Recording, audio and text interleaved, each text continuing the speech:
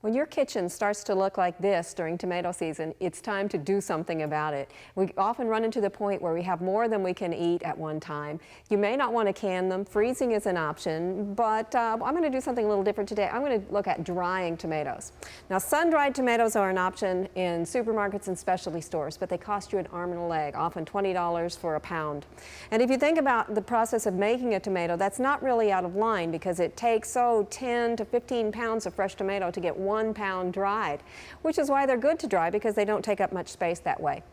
There are a couple of kinds of tomatoes you'll find in your garden, either the rounds or the long tomatoes. These are actually better for drying in most cases. The paste tomatoes, we use them for canning. Roma tomatoes would be one of the varieties. The reason they're better is because they have more solids. These will have, about 15% solids and 85% water, as opposed to a round slicing tomato, which is going to have more like 94% water and only about 6% solids. So the amount you have to get out and the amount you have left is going to be dramatically different.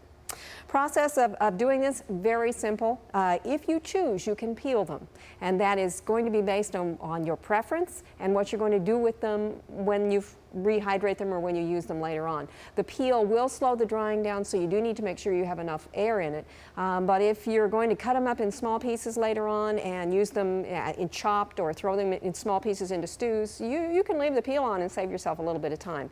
If you do peel them, blanching is the best approach. Just use the same techniques we use when we freeze. All right, to process this variety, the paste tomatoes, if they're longer than 2 inches, it's a good idea to quarter them. Some people like to have the seeds removed. Being more a practical person than that, I tend not to, but that again is personal preference. You simply cut up enough to fill up your drying tray. Now, I'm using a dehydrator, but you could do this in your oven. You would need to use a stainless steel surface or a nylon surface, a nylon mesh, and either one of those will work equally well. When you put them in your dehydrator, you have a couple of options. One, to put it on around 130 degrees. Generally, we start a little bit warmer than that at 140 degrees, and you can let it go until they're dry. Depending on the size of the tomato and the condition of the tomato, it may take anywhere from 8 to 15 hours for them to get dry enough to use. Again, you can use them in your oven. There you set it at as low a temperature as you can, pretty much around 150 is usually the lowest they'll go. Set them on surfaces like stainless steel or nylon mesh so that it doesn't react. The tomato acid will react with other surfaces. Put them in the oven, leaving the oven door ajar, and they'll usually dry in about 8 hours if you do them in your oven. Now, at this point, you have a couple of choices. You want them close enough. We could put more on this rack, but I'm not going to do it. You want them close enough, but not so close that they're actually touching. Now, your option here is whether or not you want to put a little bit of salt on them. And if you do, you just sprinkle it on this way. Salt is totally optional. You don't have to do it, and again, it's going to depend a little bit on what you're planning to do with them later on. At this point, they'll go in the dehydrator, and I'm just going to set that one here while we look at getting one of the other trays ready of the other type of tomato. Now, the round tomatoes are a little bit more of a challenge because you can't just cut them in quarters and have them dry as well. So what I'm going to do is cut the ends off, both ends, because remember the peel is going to make it harder for it to dry, and I've left the peel intact. And then I'm going to cut them around, and you don't have to be this precise, 3/4 of an inch thick. You want to get them all cut about the same thickness, so I'm going to cut the end off this one. This one then becomes dinner. It goes in a salad or in a sandwich. These look very, very thick, but keep in mind that this type of tomato is almost all water, and so we're going to lose a lot. Again, lining them up so that they're close. You can have them touching at the edges, but you don't want them overlapping at all. And you simply fill the tray up with however many tomatoes you have. Now, one of the tricks about drying is that you don't want to put something new, something that hasn't dried at all, into a dryer where some things have already dried part way, because they will slow the drying process down. You also want to make sure you start with as full a ripe a tomato as you can.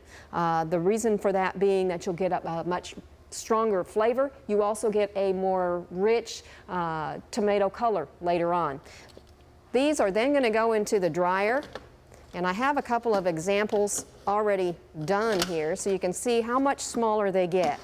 Now remember, these started out being approximately the same size. And when they get down to dryness, you can see how much smaller they are. Now dryness, the test for dryness is going to be that they're no longer sticky, that they're flexible. If they break, they've dried too much.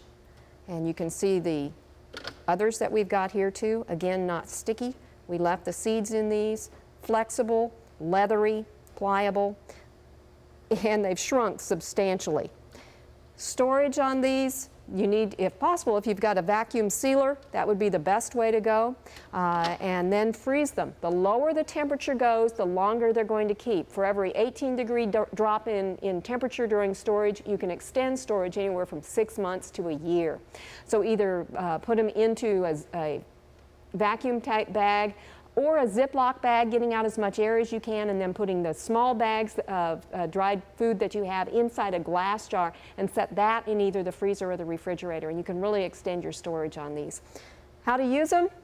Pretty much any way you want. It's very popular right now to have breads that have dried tomatoes mixed into them, as we have here a bagel with it mixed in. You can also take the tomato pieces themselves and chop them up a little bit more and throw them into stews. You can crumble them up and sprinkle them on tops of salads. They don't rehydrate like a fresh tomato would, but they still give you some crunch to a salad, and they give a burst of flavor because the flavor is really concentrated in the tomato. No pre-treatment required, simply making sure they're clean, cutting them appropriately, salt if you'd like, drying them at least 130 degrees, maybe up to 150 for somewhere between 8 to 15 hours, and you have dried tomatoes ready for the winter. We hope you've enjoyed this classic from the Oklahoma Gardening Vault. Remember, even though these tips and techniques are timeless, there's always something new to learn in the world of gardening. By subscribing to both Oklahoma Gardening and OK Gardening Classics, you'll have access to a wealth of gardening knowledge, both classic and contemporary.